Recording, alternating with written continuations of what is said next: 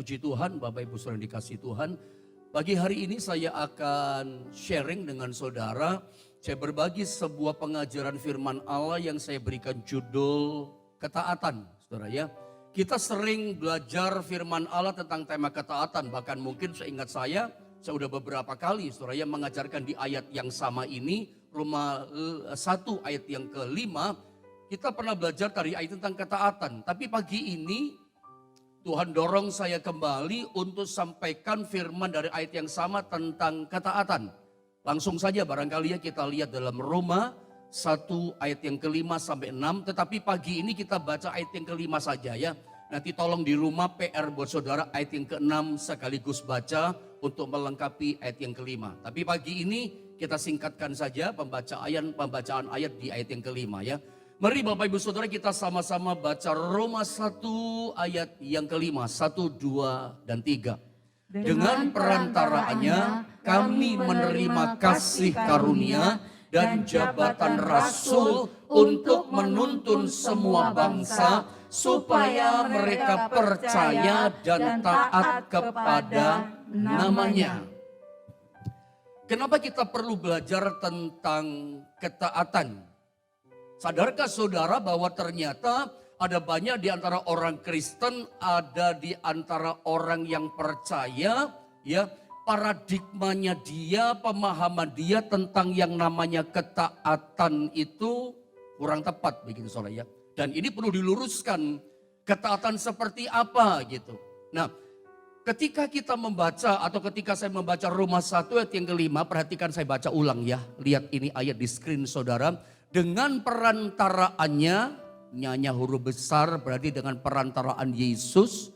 Alkitab katakan kami, maksudnya adalah Rasul Paulus dikatakan menerima kasih karunia dan jabatan Rasul untuk menuntun dikatakan semua bangsa. Semua bangsa berarti termasuk Anda, termasuk kita semua. Supaya kita semua dikatakan apa? Ada dua kata di sini. Percaya dan taat kepada namanya. Yang kita mau belajar dari kata ini percaya dan taat. Ketika saya membaca Roma 1 ayat ke-5, mata saya tertarik dengan dua kata ini. Yaitu kata percaya dan taat. Sadarkah saudara bahwa ternyata yang Tuhan rindukan, yang Tuhan mau menjadi goal dalam kekristenan kita itu tidak boleh puas berhenti pada titik percaya. Tapi Tuhan ingin kita itu mengalami dua perkara sekaligus yaitu percaya dan taat. Gak boleh puas pada titik percaya. Percaya kemudian melangkah pada kehidupan Kristen yang namanya ketaatan. Coba Anda lihat screen ini, gambar ini supaya bisa menolong kita. Yang Tuhan inginkan kita bukan hanya sebatas percaya. Tetapi kepercayaan kita harus dinyatakan lewat ketaatan. Ya, ada banyak orang berkata merasa begini, saya percaya Pak sama Tuhan, percaya banget.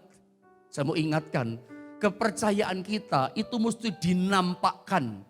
Kalau memang ada benar-benar percaya kepada Tuhan, sungguh-sungguh percaya pada Yesus atau bahasa saudara, saya percaya banget Pak sama Tuhan Yesus, saya percaya banget Pak sama janji firman Tuhan, sama perintah firman Tuhan. Kalau memang saudara banget percayanya sama Tuhan dan perintahnya, maka Tuhan katakan begini lewat firman Allah ini, tunjukkanlah kepercayaanmu lewat apa? Lewat ketaatan. Karena ada banyak orang merasa percaya. Saya kalau nggak salah pernah bilang sama saudara bahwa urusan kepercayaan kita kepada Tuhan nggak ada problem. Problem kekristenan kita, semua orang Kristen problemnya bukan kepada percayanya kepada Tuhan. Saya pikir ini mudah ditangkap. Urusan percaya sama Tuhan, ya hal percaya pada Tuhan, no problem buat kita. Saudara percaya sama Tuhan, amin Pak, saya percaya sama Tuhan. Tetapi seringkali yang menjadi sandungan problemnya orang Kristen itu soal apa? Ketaatannya kepada Tuhan. Saya boleh ulang saudara ya. Masalah kita, sandungan kita, problem kita bukan kepada kepercayaan kepada Tuhan. Urusan percaya kepada Tuhan ya semua sudah clear, semua udah beres. Seringkali kita tersandung gagal, problem kita orang Kristen pada ketaatan pada Tuhan. Makanya selalu saya katakan tentang hal ketaatan, Anda lihat gambar ini, ketidaktaatan kita, ini kan yang selalu saya bilang sama saudara, ya, ketidaktaatan kita itu adalah bukti dari ketidakpercayaan kita kepada Tuhan. Gampang kan saudara ya? Jadi setiap kali kita nggak taat pada perintah Tuhan, kita nggak bisa taat kepada apa yang Tuhan mau, yang Tuhan suruh dalam hidup kita, itu semua cuma membuktikan kita nggak percaya pada Dia. Ya. Kalau memang betul saudara sungguh-sungguh percaya sama Tuhan, saya percaya banget Pak sama Tuhan. Orang yang sungguh-sungguh benar-benar percaya banget sama Tuhan, ya dia pasti taat sama Tuhan. Ketaatan kita kepada perintah Tuhan itu menunjukkan kita percaya pada Dia. Kalau kita percaya pada Tuhan ya kita taat dong. Banyak orang berkata, saya percaya Pak sama Tuhan. Tapi dia nggak taat. Kalau Anda memang taat sama Tuhan, misalnya ketika Tuhan kasih perintah kepada kita, ampuni orang yang bersalah kepada kamu, maka Bapamu di sorga akan mengampuni kesalahanmu. Tapi seringkali orang nggak bisa mengampuni. Kalau kita memang percaya kepada perintahnya, percaya pada kuasa Tuhan, maka kita pasti akan bisa mengampuni. Tetapi kenapa hari-hari ini ada banyak orang kepahitan hidupnya, menyimpan kedendaman dalam hidupnya. Itu artinya dia nggak percaya loh kepada firman Tuhan itu. Bahwa kalau dia mengampuni orang yang bersalah kepada dia, maka Bapa di sorga akan mengampuni kesalahannya. Atau saya kasih lebih mudah lagi, ketika firman Tuhan datang kepada kita, memerintahkan kita, berilah maka kamu akan diberi. Kalau kita ini percaya sama firman Tuhan ini, bahwa kalau kita memberi, maka Tuhan kembali memberi kepada kita. Maka kita akan menjadi orang yang mudah memberi, mudah menabur. Tetapi kenapa hari-hari ini ada banyak orang yang pelit? Kenapa hari-hari ini ada banyak orang Kristen yang tidak bisa memberi, berbagi berkat kepada orang lain? Sederhana jawabannya, sebab dia nggak percaya pada janji firman Tuhan ini. Makanya dia nggak bisa taat. Sebab ketidaktaatan kita kepada perintah Tuhan itu semua hanya membuktikan ketidakpercayaan kita kepada Dia. Kalau kita sungguh-sungguh banget percaya sama Tuhan, kita akan taat melakukan perintahnya. Makanya pagi ini kita akan sama-sama belajar saudara ya, kita bahas tentang yang namanya ketaatan. Kita bicara tentang satu cara pandang yang baru dari ayat ini ya, paradigma yang baru tentang ketaatan. Karena begini, ada banyak pola pikir yang salah tentang ketaatan yang harus kita luruskan begini. Berdasarkan firman Allah. Saya ulang, ada banyak kita berkata saya taat Pak. Tapi ketaatan kita belum lurus. Ketaatan seperti apa sebetulnya dimaksud oleh firman Allah. Saudara, apakah saudara sadar selama ini, disadari atau tidak? Sebenarnya iblis itu telah berhasil membangun sebuah benteng yang kuat dalam pemikiran kita manusia, bahwa ketaatan itu adalah sukar dan berat. Sambil saudara baca di screen saudara, boleh di screenshot. Karena dari sinilah kita akan berangkat belajar tentang yang namanya ketaatan. Seperti yang firman Allah katakan. Ya, seringkali tanpa kita sadari ya, iblis itu ternyata menaruh satu benteng yang begitu kuat. Kayaknya susah dihancurkan benteng itu, susah dibongkar, sudah berurat akar selama ini. Selama kita jadi orang Kristen. Bahwa iblis sudah menanamkan benteng mengatakan taat itu berat, taat itu sukar, taat itu sulit. Makanya gak heran Anda lihat screen ini, banyak di antara kita mendengar curhatan orang Kristen. Ya, banyak orang Kristen berkata begini, saya tahu Pak, saya harus taat. Tapi taat itu berat. Saya tahu Pak, dalam kekristenan saya harus taat kepada firman Tuhan. Tapi taat itu kan sukar Pak. Sadarkah saudara bahwa ini sudah berurat akar dalam kekristenan kita? Bahwa iblis itu memang dengan tipuannya, dengan muslihatnya, dia bangun benteng yang kuat dalam hati kita, pikiran kita. Seolah-olah yang namanya ketaatan itu berat. Ketaatan itu rasanya mustahil kita lakukan. Bentengnya besar Pak, yang mengatakan ketaatan itu sesuatu yang sulit. Sehingga kita selalu sering dengar orang berkata seperti itu. taat itu berat, taat itu sukar. Atau jangan-jangan, maafkan, kita sendiri yang suka berkata seperti itu.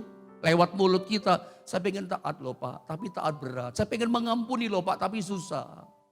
Saudara, ini yang sering kali terjadi dalam kehidupan kita. Nah, pertanyaannya adalah, benarkah ketaatan itu adalah hal yang berat dan susah? Ya, benarkah yang namanya taat itu berat, sulit, sukar, dan susah? Mari saya akan tunjukkan sama saudara bahwa ternyata ketaatan itu bukan hal yang berat. Itu kan muslihat iblis. Justru dengan kita belajar tentang namanya ketaatan, biar muslihat iblis, bentengnya itu dibongkar. Dengan kita belajar ketaatan yang sebenarnya dari apa kata firman Allah, benteng iblis dihancurkan dalam pikiran kita. Ya, apa yang harus kita pahami sungguh-sungguh tentang yang namanya ketaatan? Mari kita lihat 1 Yohanes 5 ayat yang ketiga. Mari Bapak Ibu Saudara, kita akan membaca ayat ini sama-sama saudara ya. 1 Yohanes pasal 5 ayat yang ketiga. Ayo sama-sama kita baca. 2, 3. Sebab inilah kasih kepada Allah, yaitu bahwa kita menuruti perintah-perintahnya. Perintah-perintahnya itu tidak berat. Sudah catat ya ayat ini. Ya. Sebab inilah kasih kepada Allah, yaitu apa kasih kepada Allah? Bahwa kita menuruti perintah-perintahnya. Ada banyak orang mengatakan saya mengasihi Tuhan Pak, banget mengasihi Tuhan. Buktinya apa? Orang yang mengasihi Tuhan itu menuruti sama dengan taat kan. Orang yang cinta Tuhan, mengasihi Tuhan, maka terwujud nampak dari kehidupannya. Orang cinta Tuhan itu dia menuruti, dia taat kepada perintah-perintahnya Tuhan. Dan luar biasanya ayat ini berkata begini, perintah-perintahnya itu tidak berat. Saya ingin pagi ini coba sama-sama kita deklarasikan dengan iman. Sama-sama kita katakan dengan percaya tentang perintah-perintahnya itu tidak berat. Kita sama-sama baca ini ayat ini. Supaya apa? Supaya benteng setan terbongkar di pikiran hati kita. Supaya benteng setan hancur dalam nama Yesus. Bahwa ternyata perintah Tuhan atau ketaatan pada Tuhan tidak berat. Tapi setan bilang sama kita apa? Taat itu berat, taat itu sulit, taat itu sukar loh. Alkitab yang bilang sama kita, firman yang bilang sama kita bahwa ketaatan kepada perintahnya itu tidak berat. Nah, mari sama-sama kita baca sekali lagi ya. Dengan keras, dengan lantang. Walaupun ini masih gelap, masih pagi mungkin di tempat saudara. Tapi mari kita baca. Tapi di tempat yang lain sudah terang. Mungkin sudah jam berapa ini di tempat saudara. Ya, coba kita sama-sama baca. 1 Yohanes 5 ayat 3. 2, 3. Sebab inilah kasih kepada Allah. Yaitu bahwa kita menuruti perintah-perintahnya. Keras, perintah-perintahnya itu tidak berat. Alkitab berkata kepada kita bahwa perintah-perintahnya itu tidak berat. Mari saya akan tunjukkan atau saya akan buktikan kepada saudara bahwa memang benar yang dikatakan firman. Perintah Tuhan, ketaatan kepada Tuhan itu tidak berat. Saya akan buktikan lewat kisah-kisah dalam Alkitab. Lihat dalam kitab Keluaran dalam perjanjian lama tentunya pasal 14. Kita baca ayat 15 sampai 16. Loncat ayat 21 sampai 22. Saya baca ya ayat-ayat ini, perhatikan di screen monitor saudara atau gadget saudara. Saya baca ya. Keluaran 14 ayat 15 sampai 16 dan seterusnya. Ayat 15, berfirmanlah Tuhan kepada Musa, mengapakah engkau berseru-seru demikian kepadaku? Katakanlah kepada orang Israel supaya mereka berangkat. Perhatikan dulu ayat 15. Saya mau berhenti sebentar di sini. Perhatikan 15.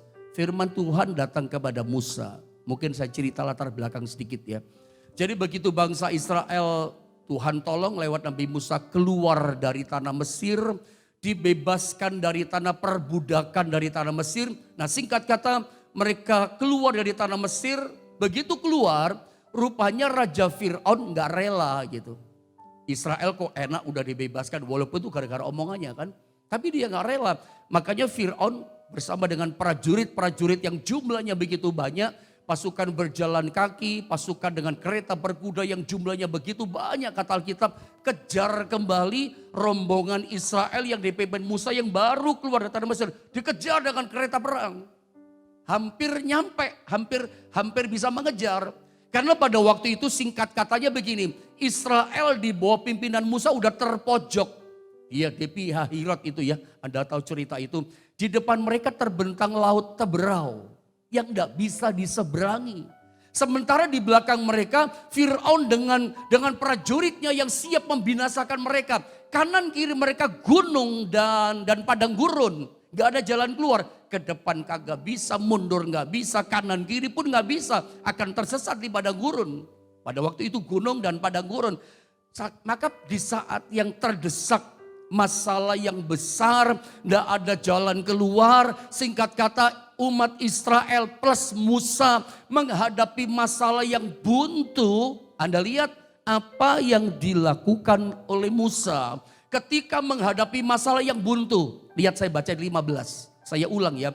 Berfirmanlah Tuhan kepada Musa. Ketika Musa Israel hadapi masalah yang buntu, Tuhan berfirman. Tuhan ngomong gini, mengapakah engkau berseru-seru demikian kepadaku? Ya, katakan kepada orang Israel supaya mereka berangkat. Jadi pada waktu jalan buntu, Musa itu berseru-seru kepada Tuhan. Bolehkah saya berkata kepada Anda bahwa kalimat atau kata Musa berseru-seru kepada Tuhan itu saya artikan sama dengan Musa itu berdoa pada Tuhan? Setuju dengan saya saudara? Kita bisa sepakat kan? Bahwa kata berseru-seru kepada Tuhan itu secara rohani artinya Musa berdoa kepada Tuhan. Tetapi aneh, kenapa saya katakan aneh? Responnya Tuhan aneh. Musa yang berdoa, Musa yang berseru-seru minta tolong kepada Tuhan. Karena jalannya buntu, responnya Tuhan berkata begini. Mengapa engkau berseru-seru demikian kepadaku hai Musa? Mengapa engkau berseru-seru berdoa terus kepadaku seperti itu? Katakan kepada orang Israel supaya mereka berangkat. Maksudnya gini, Musa udah cukup doanya. Kira-kira begitu artinya. Ini kan responnya Tuhan. Mengapa engkau terus berseru seperti itu? Suruh Israel berangkat sekarang. Dan ada kalimat berikutnya 16. Apa kalimatnya? Coba sama-sama kita baca. Ayat 16. 2, 3. Dan engkau angkatlah tongkatmu dan ulurkan tanganmu apa? Ke atas laut. Dan belahlah airnya sehingga orang Israel akan berjalan dari tengah-tengah laut di tempat kering. Saya baca 21-22. Lihat ayat ini.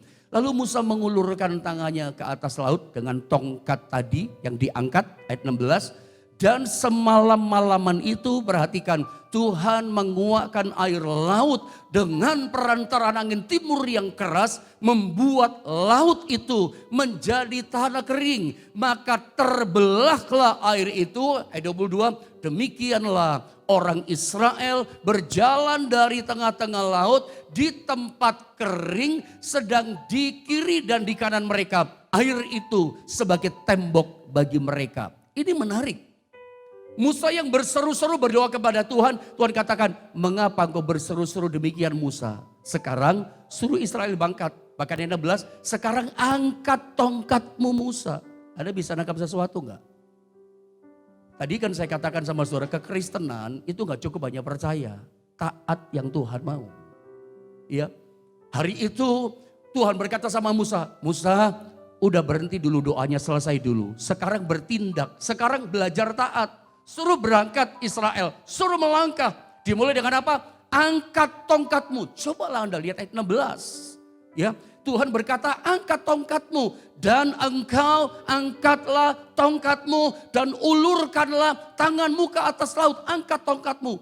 Itu perintah Tuhan. Saudara mesti nangkap dulu ya, saya berdiri di sini dulu. Setelah berdoa, makanya belajar begini. Kalau saudara menghadapi masalah yang besar, ya masalah apa sajalah saudara ya, termasuk masalah yang buntu jalannya, berdoalah kepada Tuhan seperti Musa. Sebab ketika kita berdoa, Tuhan kasih petunjuk.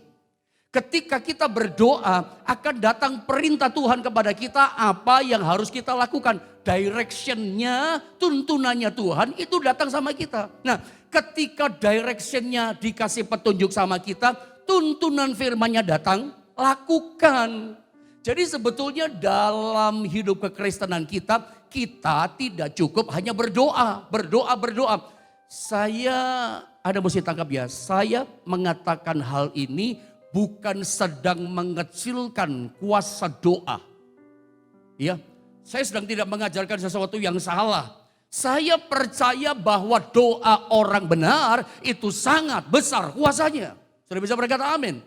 Doa kita besar kuasanya, makanya saya dorong hadapi masalah serumit apapun atau apapun masalah kita, jalan keluarnya adalah berdoa. Sebab pada waktu kita berdoa, tuntunan Tuhan datang, petunjuknya datang. Jalan keluar itu dikasih sama kita, tetapi kita mesti melangkah untuk taat. Berangkat Israel, angkat tongkatmu, itu perintah yang harus ditaati. Pertanyaan saya sama saudara, perintah yang Tuhan kasih sama Musa untuk ditaati, itu sesuatu yang mungkin atau tidak untuk dilakukan, atau sesuatu yang mustahil gak? Percaya begini, namanya kita itu anak, dia bapak kita. Seorang bapak, sebutlah yang paling gampang. Kalau Anda adalah bapak, saya adalah bapak. Ketika saya atau Anda menyuruh anak kita melakukan sesuatu, ya, tentu yang kita perintahkan sama anak kita adalah sesuatu yang kita tahu anak kita bisa melakukan. Kita suruh ke bank, kita suruh pergi ke satu tempat untuk mewakili kita. Kita tahu anak kita bisa. Setiap perintah yang kita minta dikerjakan sama anak kita ini bapak tahu, anakku sanggup, anakku ngerti, anakku paham, anakku bisa melakukan dengan baik. Setiap perintah kita yang kita kasih tahu sama anak kita suruh dia, itu perintah yang kita ngerti dia bisa kok. Kita tahu kesanggupannya, kita tahu kebisaannya. Gak mungkin kita seorang papa, bapak, perintah anak kita yang dia gak sanggup. Kebangetan saudara, apalagi bapak kita di sorga. Gak mungkin bapak kita memerintahkan kepada kita yang kita mustahil gak bisa melakukan. Gak ada begitu. Pasti bapak memerintahkan yang kita bisa lakukan. Menurut saudara, angkat tongkat ini sukar atau mudah? Mungkin gak dilakukan? Sangat mungkin. Apakah angkat tongkat sesuatu yang mustahil dilakukan? Ya tidaklah, tinggal angkat tongkat kok. Sesuatu yang sangat bisa dikerjakan oleh Musa. Jadi sebetulnya lihat di ayat ini, taat itu berat atau mudah? Alkitab tadi berkata kepada kita, taat itu gak berat kok. Itu kan muslihat iblis. Itu kan benteng setan yang ditanam, dibangun dalam pemikiran kita. Taat itu berat pak, saya pengen taat tapi sukar dan sulit pak. Itu kita sudah kena tipu sama setan. Makanya saya berharap dengan pengajaran firman Allah pagi ini benteng setan bisa dibongkar dan dihancurkan dalam hidup kita. Bahwa ternyata taat kepada perintah Tuhan itu bukan hal yang berat, hal yang mungkin dan sangat bisa, sangat mungkin untuk kita melakukan. Seperti perintahnya kepada Musa, begitu angkat tongkat lalu ditaruh di air terbelah jadi dua, mujizat terjadi. Anda mesti ngerti dari ayat ini bahwa Tuhan rindu di tahun 2022 ini, bahkan di bulan Maret ini Tuhan ingin memulihkan kita. Di tahun ini Tuhan ingin memberkati hidup kita. Tapi catat penting yang sangat baik begini, sebelum Tuhan memulihkan kita, sebelum Tuhan menolong hidup saudara, bahkan memberkati hidup kita, selalu didahului dengan yang namanya ketaatan. Ketaatan mendahului berkat. Ketaatan mendahului pemulihan. Jadi kalau saudara ingin dipulihkan, belajar taat. Gak cukup doa lah ya. Ketika berdoa datang petunjuk. Makanya ada seorang hamba Tuhan bernama Edwin Louis Cole. Suka disebut Ed Cole panggilannya. Hamba Tuhan luar biasa. Beliau ini hamba Tuhan Edwin Louis Cole membuat satu statement yang berkata, 1 ons ketaatan lebih berharga daripada 1 ton doa. Dan memang benar loh. Kalau Anda punya masalah cuma doa toh, tapi nggak ada ketaatan pada perintahnya, ya Anda nggak ngalami pemulihan. Ya, ketaatan itu penting. Nggak cukup percaya, nggak cukup doa. Eksekusinya adalah ketaatan. Tuhan mau Anda taat, gitu. gagal taat, gagal pemulihan, gagal taat, gagal ngalami berkat. Kita gagal tersandung dalam ketaatan, gagal kita ngalami mujizat Tuhan. 2022 di bulan Maret ini, kalau Anda ingin ngalami yang namanya pemulihan, ngalami berkat, ngalami pertolongan, terobosan kuasa Tuhan yang dahsyat, belajar taat. Kegagalan kita dalam mentaati perintah Tuhan membuat kita gagal mengalami janji berkat yang tersedia buat kita. Saya coba tunjukkan dengan bukti yang lain. Kita lihat tentang, coba lihat berikutnya saja langsung. Saya tidak bahas lagi tentang Musa. Tentang Yosua pasal 6 ayat 2 sampai 5. Ini kisah yang sangat kita mengerti, saudara ya. Kalau kita perhatikan atau kita baca sedikit ini ayat ya, supaya latar belakangnya dapat. Saya baca saja dengan cepat. Ayat 2. Berfirmanlah Tuhan kepada Yosua, ketahuilah aku serahkan ke tanganmu Yeriko ini beserta rajanya dan pahlawan-pahlawan yang gagah perkasa. Ada janji di sini. Yeriko pasti dikalahkan. Aku beri kepadamu. Tapi ada perintah. Selalu ya perintah Tuhan, ketaatan itu mendahului pemulihan dan berkat. Anda lihat dari kisah ini. Perintahnya apa petunjuknya? Haruslah kamu mengelilingi kota itu, yakni semua prajurit harus mengedari kota itu sekali saja. Demikianlah harus engkau berbuat 6 hari lamanya. Terus, dan 7 orang imam harus membawa 7 sangkakala tanduk domba di depan tabut. Tetapi pada hari yang ke-7, 7 kali kamu harus mengelilingi kota itu sedang para imam meniup sangkakala. Sama-sama kita baca di ayat yang ke-5. Keras, 2, 3. Apabila sangkakala tanduk domba itu panjang bunyinya dan kamu mendengar bunyi sangkakala itu, maka haruslah seluruh bangsa bersorak dengan sorak yang nyaring. Maka tembok kota itu akan runtuh. Lalu bangsa itu harus memanjatnya masing-masing langsung ke depan. Mungkin dengan ayat ini saya ingin sedikit koreksi, ingin sedikit revisi gitu kepada, ya maaf kata ya, kepada worship leader kadang-kadang di depan mimbar dia berkata begini, mari jemaat Tuhan, mari saudara-saudara kita bersorak-sorai bagi Tuhan, sebab pada waktu kita bersorak-sorai maka benteng-benteng Yeriko yang kita hadapi akan dihancurkan. Maafkan, bahwa benteng Yeriko dihancurkan bukan sekedar karena bersorak-sorai.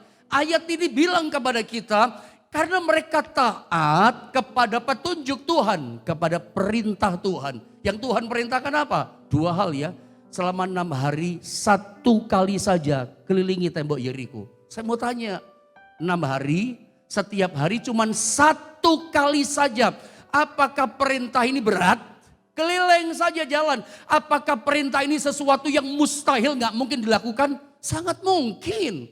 Saya pikir sangat mudah untuk kita bisa lakukan. Bisa gitu loh kita kerjakan. Keliling jalan 1 hari 1 kali. Besok lagi selama 6 hari. Yang ke-7, hari yang ke-7. 7 kali keliling. Keliling yang ke-7 kali dikatakan apa? Tiup sangkakala, bersorak-sorai. Roboh itu tembok. Bukankah ini bicara ketaatan? Dan disuruh keliling itu bukan hal yang gak bisa dilakukan. Bukan sesuatu yang berat perintah Tuhan. Perintah Tuhan tidak berat untuk kita taati. Sangat bisa untuk kita lakukan. Tinggal mau atau tidak. Dan ketika mereka taat keliling, roboh itu tembok. Saya selalu bilang sama saudara, tembok Yeriko itu tembok yang sukar dirobohkan di masa itu. Tembok yang tidak mungkin bisa dirobohkan. Tapi yang tidak mungkin jadi mungkin. Yang sukar, lihat ayat ini, jadi mudah, cuman keliling roboh. Ketaatan kuncinya. Saudara, mau dipulihkan, mau ditolong, mau lihat mujizat, kuncinya ketaatan. Ketaatan mendahului mujizat. Mujizat datang setelah kita taat. Makanya penting kita belajar bahas meluruskan tentang ketaatan. Karena paradigma kita yang lama berkata, aduh Pak, taat itu berat. Alkitab katakan taat tidak berat. Bapa kita di sorga, firman Tuhan tidak akan perintahkan kepada kita yang kita memang gak mungkin bisa lakukan. Semua perintah Tuhan itu sesuatu yang sebetulnya sangat bisa kita lakukan.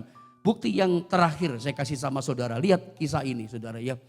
Janda yang ditinggal mati sama suaminya, ya 2 Raja-Raja pasal 4 ayat 2 sampai 4, mungkin baca di rumah saja ya.